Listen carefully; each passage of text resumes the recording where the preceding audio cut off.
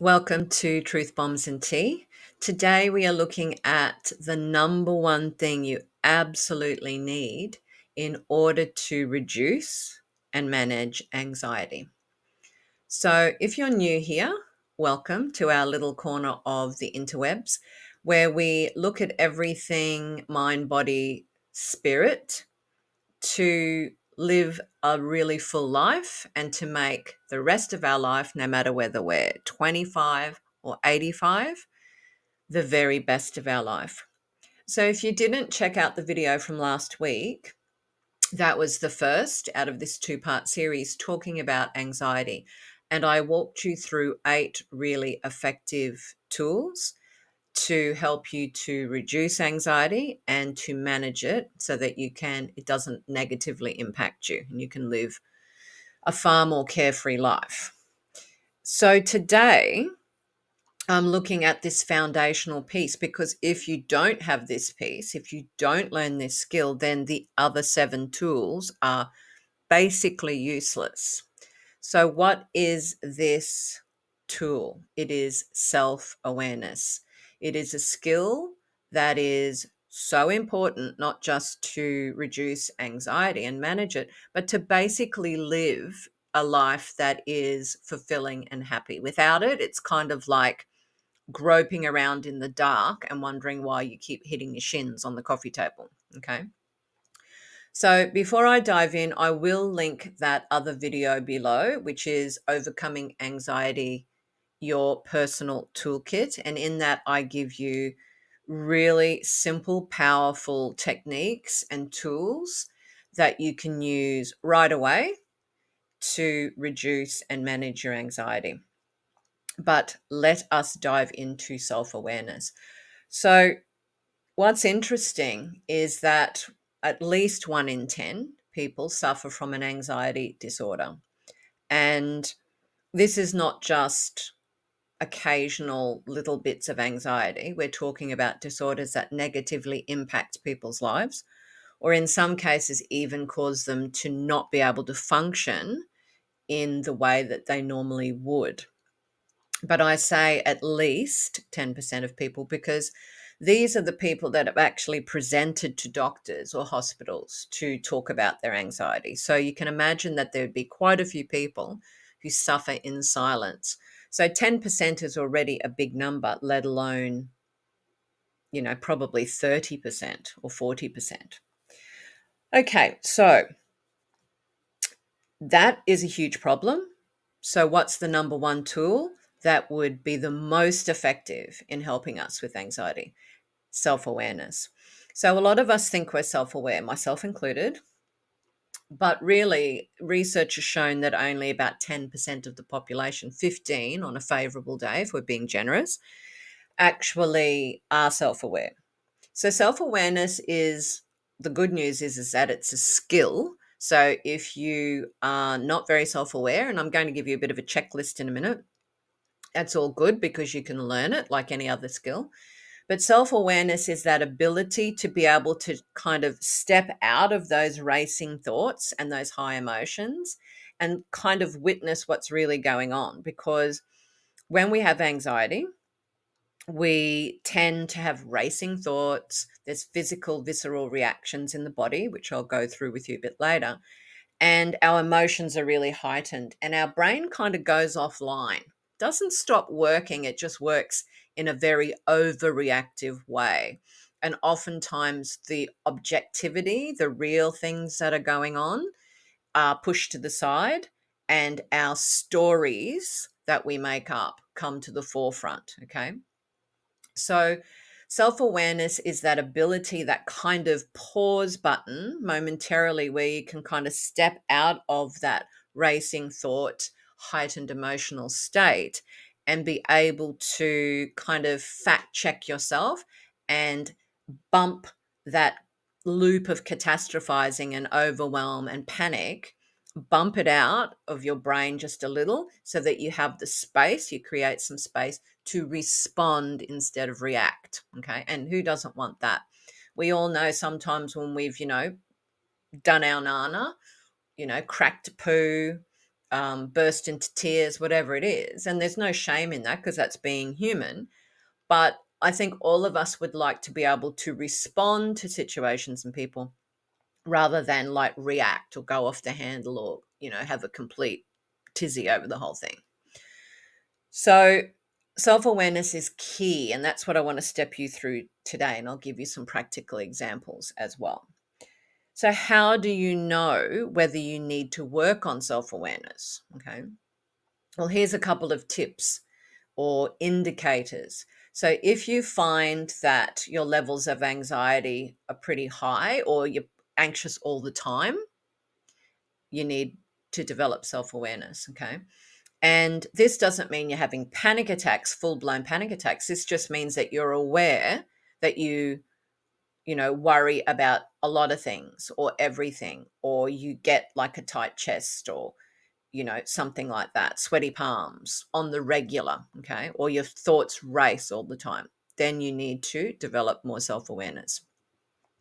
If you have a similar or the same repeating patterns in your life, so for example, you might have a problem with saying no to people. So that shows up in you not being able to say no to a coworker, even though you don't want to do that extra work. Maybe it's hard to say no to your children. And so you sort of end up being resentful that you're running them around all over the countryside or opening your wallet every 5 seconds.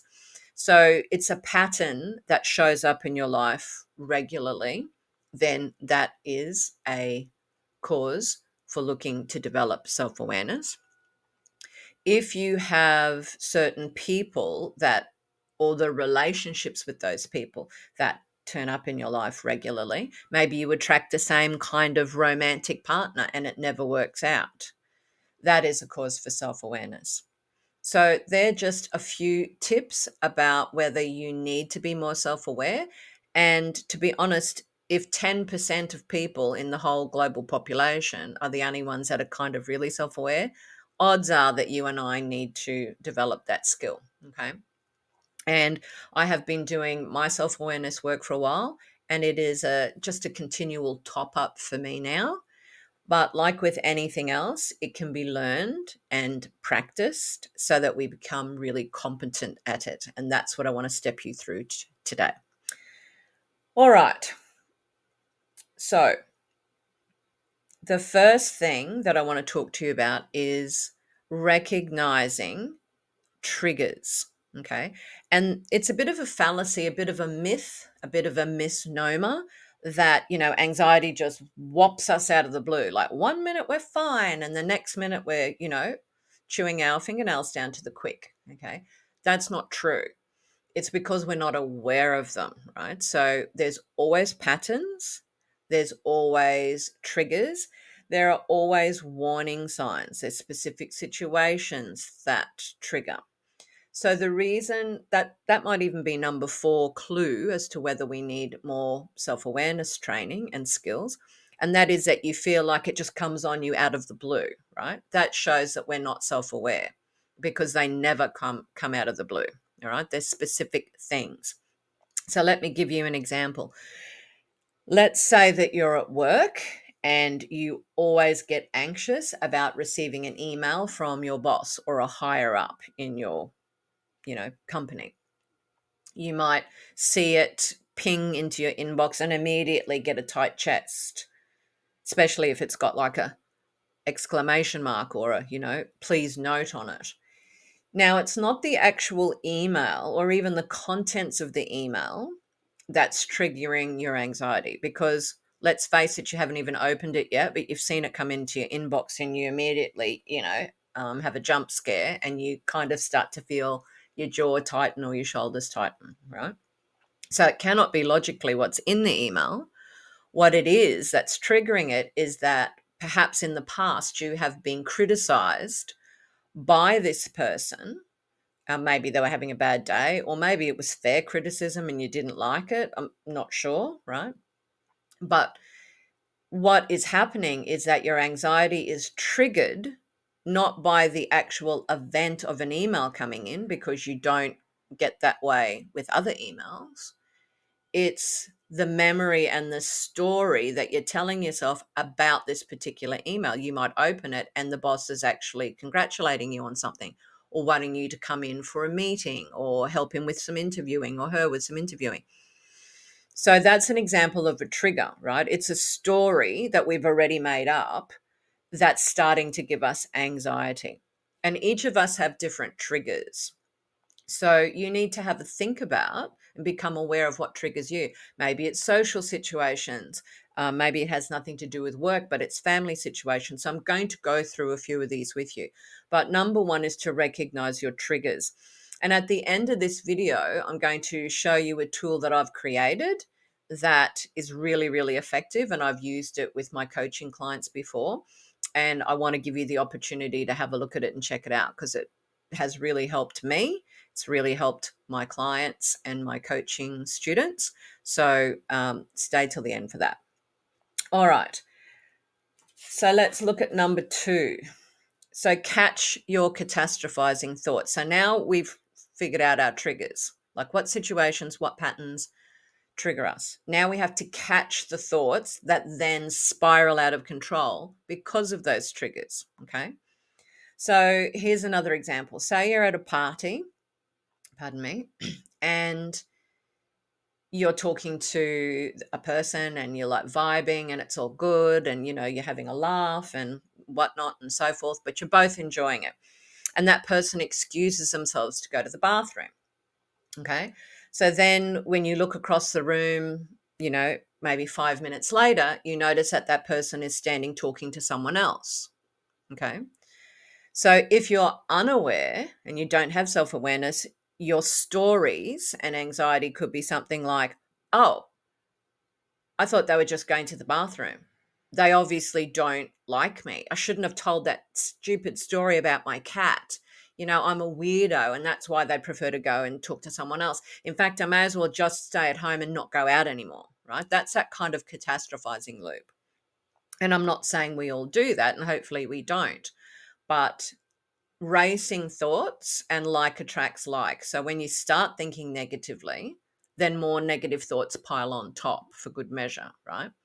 But if you were self-aware, you might say, oh, that person's standing talking to that person over there or that group.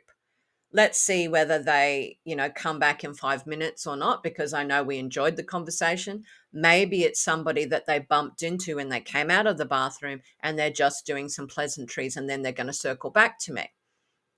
Okay, see how that's different, right? One is about being objective and not making a story up.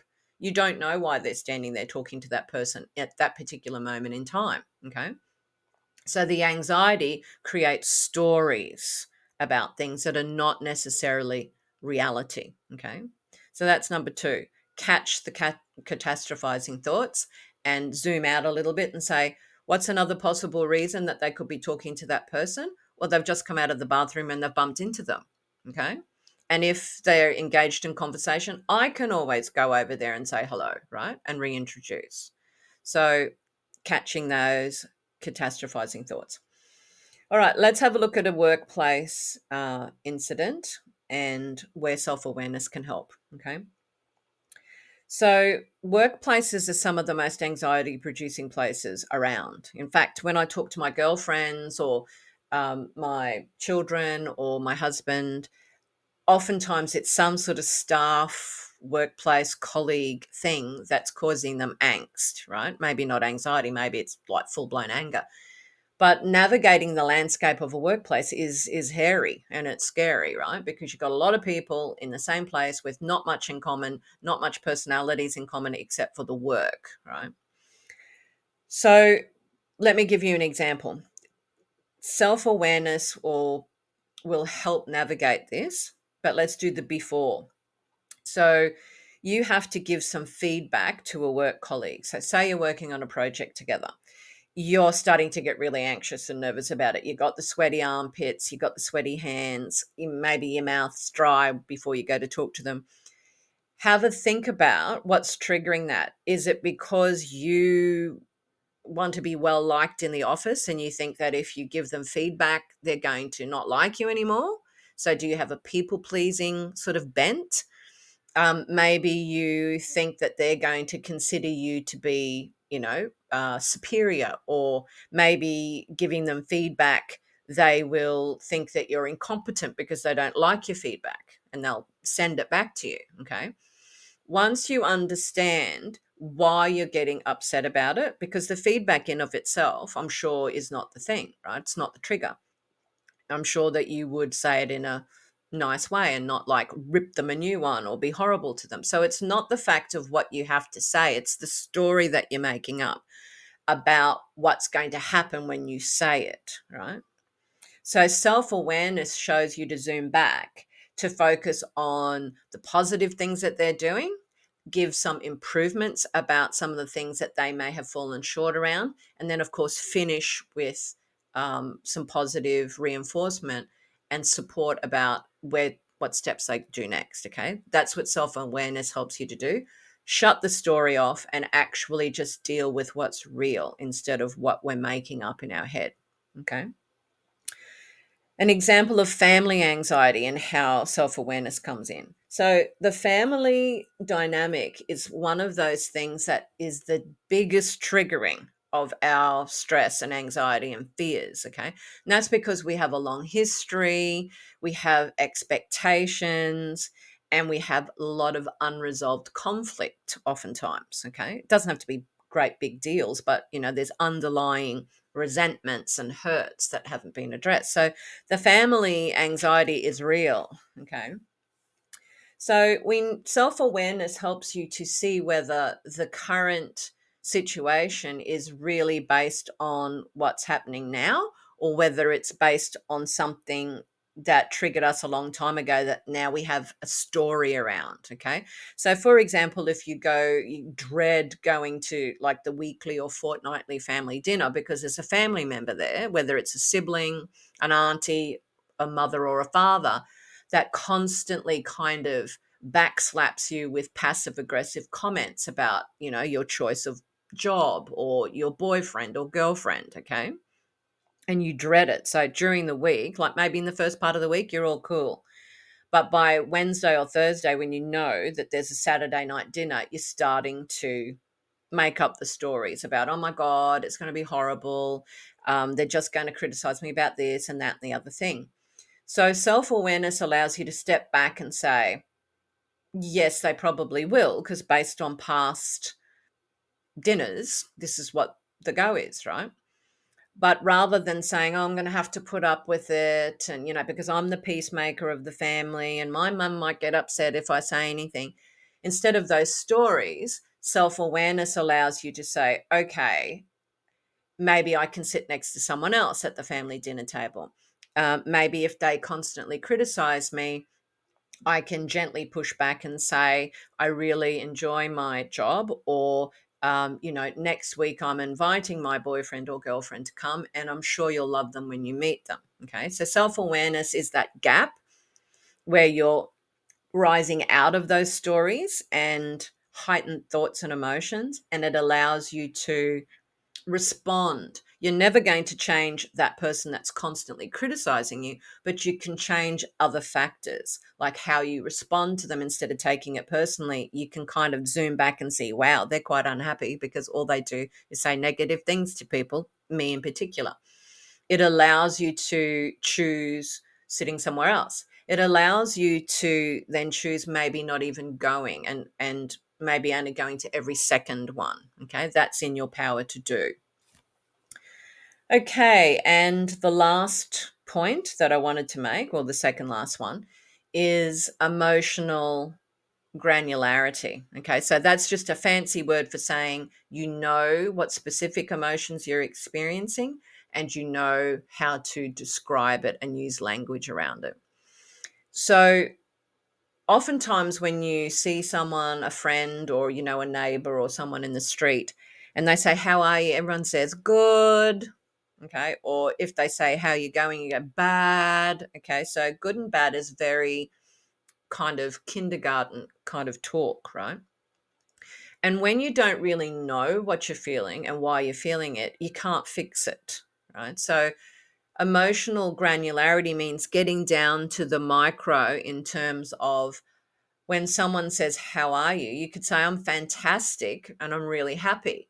Okay. And people are, "Oh, wow, why is that?" And you might say, "I just got a promotion at work. So, winning. I've just become a grandparent for the first time."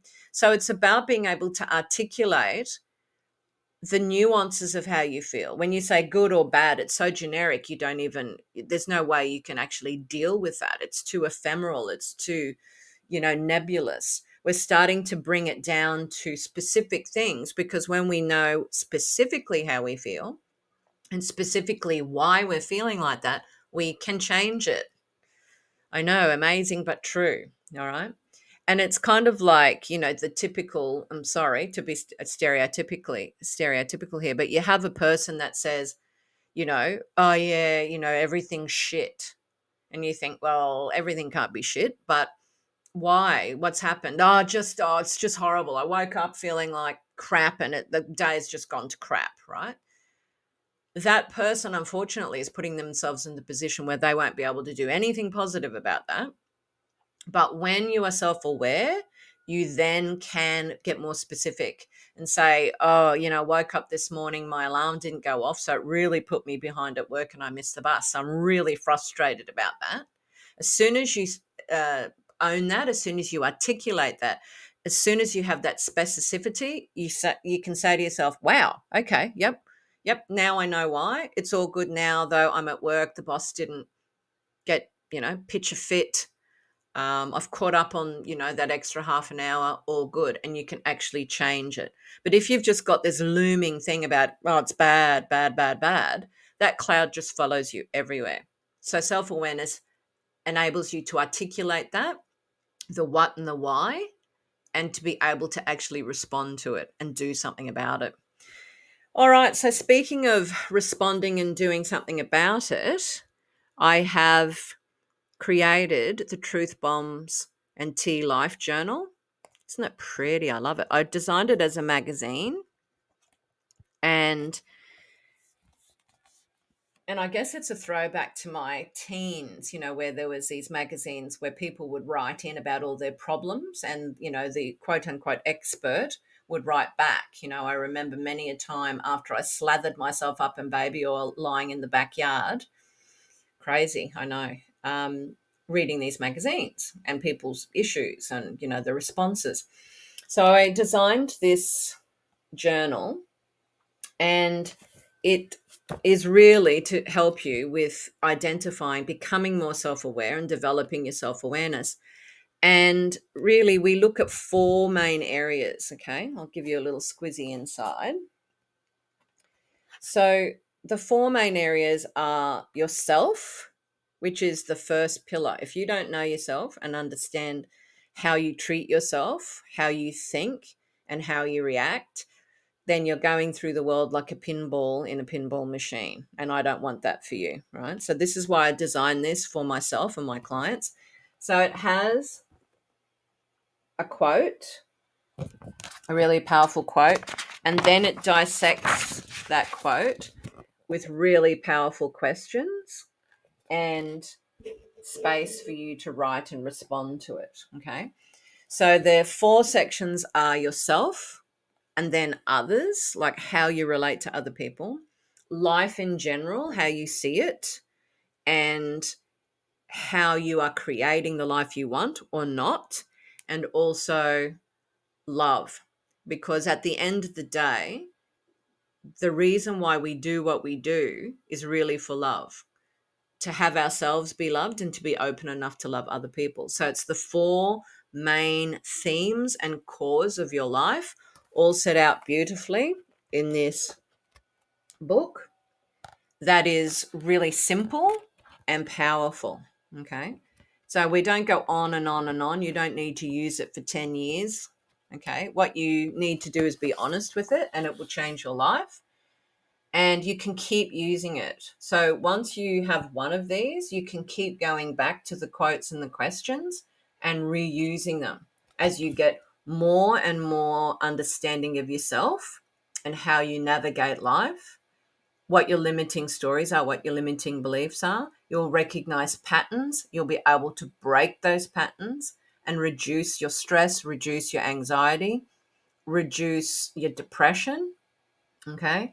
And really start to be skillful in knowing yourself and growing yourself and managing life in a much more enjoyable and beautiful way.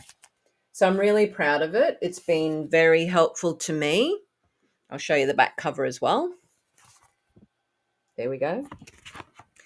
And as I said, many of my clients have benefited from this as well.